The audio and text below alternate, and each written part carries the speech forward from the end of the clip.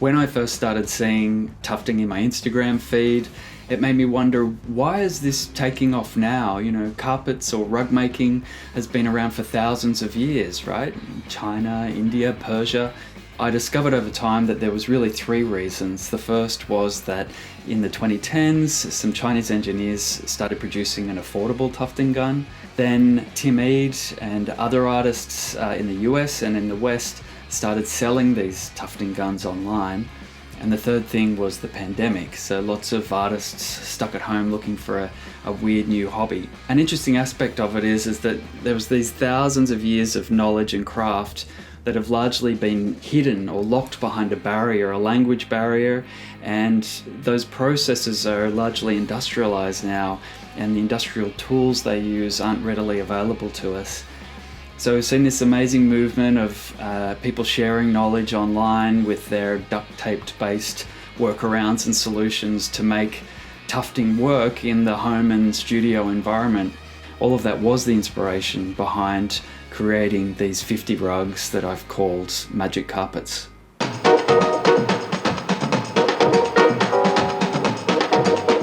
There seems to be an infinite amount of gadgets that you can use for tufting. This is an overview of the equipment that I use, and I'll do my best to link to them in the description below. So the other important piece of equipment is the tufting frame. I've built this out of 2x4s from the hardware store. I've added this, which you often see. It feeds the yarn, it rotates, which is helpful. And I have attached to the back as well more 2x4s with a metal bracket, and that's what I attach the clamps to attach to the table, and it just keeps it extra stable. These pieces of foam are cut from a larger piece of foam again that I bought from a hardware store, and saves any punctured fingers. The nails on this frame are each 5 centimeters across, and the tufting cloth has lines on it that are 5 centimeters apart. And that means when I stretch the tufting cloth onto the frame, I can line those lines up with the nails and just get a really nice, even stretch across the frame.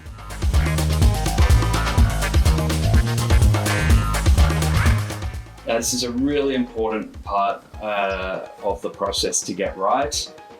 You want as much tension as possible.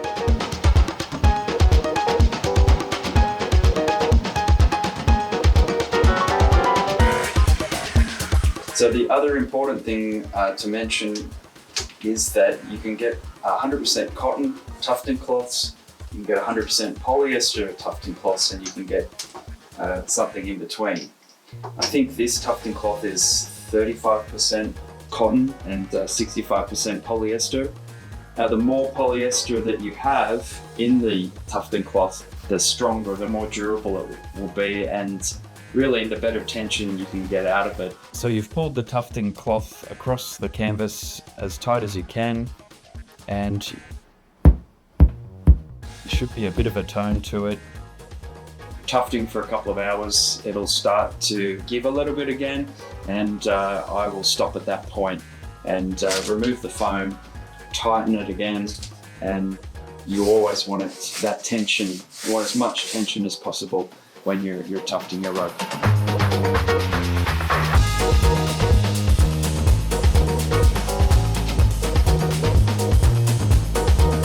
Okay, I've set up the projector, I've turned on my iPad, I've opened up the artwork, I've used the iPad screen mirroring function to connect with the projector. I've used the projector's corner correction to make sure that the projection is straight, using these lines again, so helpful. And the lines also allow me to easily size the artwork. I know that the lines are 5 centimeters apart. I want a 40 centimeter across rug. So I need 8 bars there, and that allows me to just pinch and carefully make sure that I'm filling those 8 bars up. Okay, so I've transferred my artwork onto the tufting cloth. I can turn the lights back on, turn the projector off, and get ready to start tufting.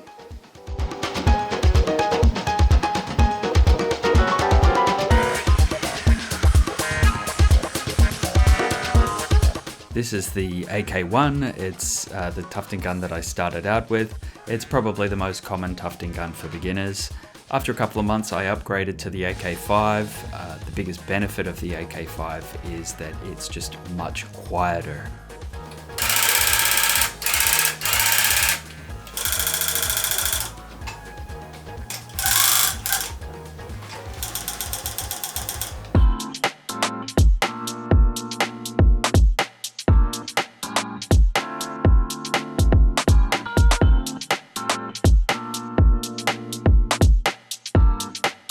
The amount of threads you thread through your tufting gun is a critical part of the process to getting it right.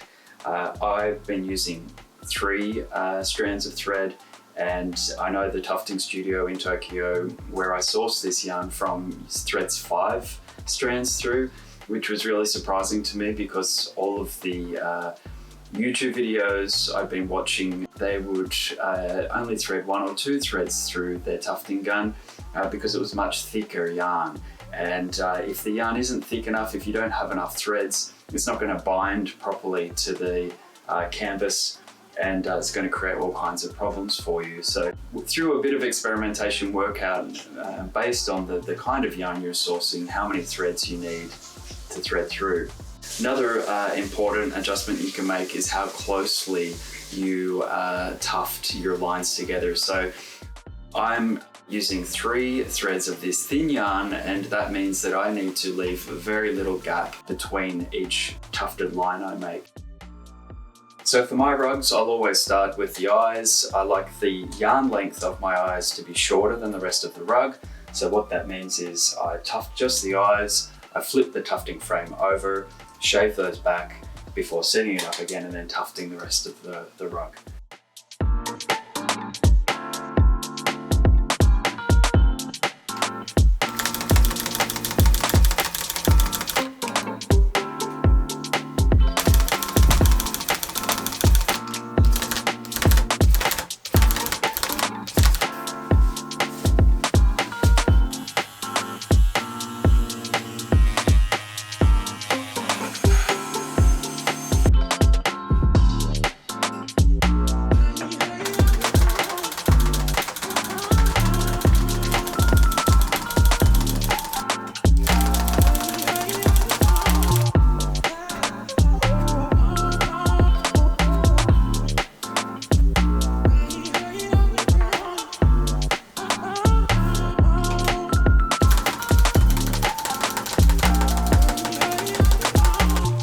So I've finished the white now, and I'm just giving it a check to make sure I haven't tufted any lines too closely together. I can tell if I've done that because there'll be a vertical bump.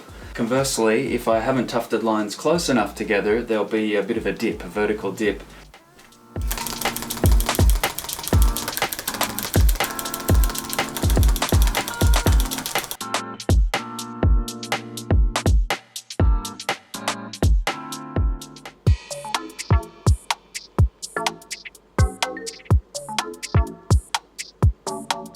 You can see I'm turning the frame over and laying it down onto a sheet of foam that's the same thickness as the foam that runs around the outside of my frame, and that means when I'm shaving I can do it on a nice firm surface.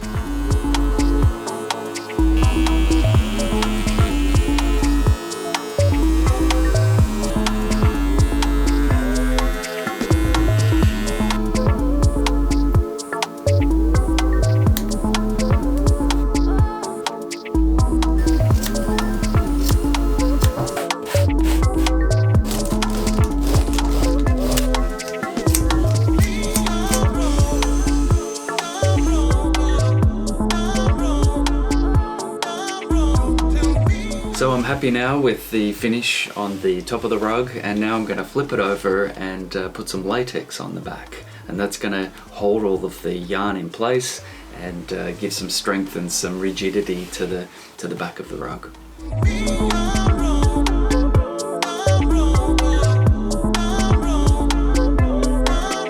With latex, it's totally worth investing in an electric hand mixer and whipping it up between 5 and 10 minutes before you use it.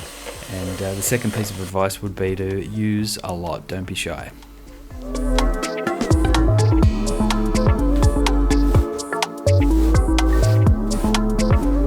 Once the first layer of latex is applied, I put down a sheet of backing mesh, and that helps give the rug more structural stability. And once I've done that, I attach it with paper tape, and then I put down that second layer of latex over the top.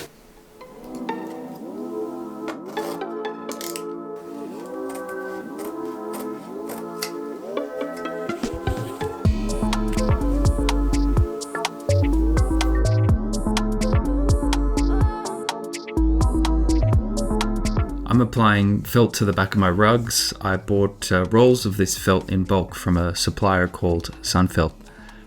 I'm measuring 5 centimeters from the top to attach a hook, and I'll make sure that measurement is the same across all of the rugs so that they sit in the same position when hung together on the wall. I'm using hooks with a very shallow screw, and that's going to bite into the latex. Plus, I'm also coating it with epoxy glue to keep it in place. So once that's glued in, I cut a slit in the felt, and then I poke the hook through, and then I use water-based glue to affix the felt to the rest of the rug. Once this gluing's done, I make a pile of these with weight applied to them overnight so that they settle nice and flat. Then the following day I separate them so they can dry properly.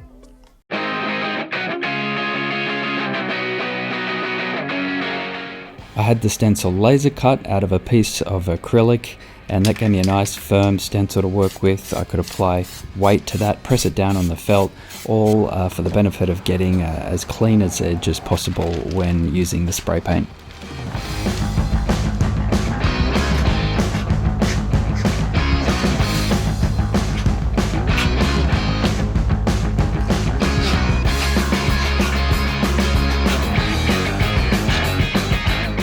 That was how I tufted 50 rugs over the last 12 months. It feels like you're not officially a tufter until you've made a YouTube video about it. So I've done that now. I hope I've contributed, I've given something back to the community. I've had a lot of fun, it's been a lot of hard work. I will tuft more in the future, but for now I'm going to concentrate on finding a gallery space in Tokyo to show off these rugs in 2025.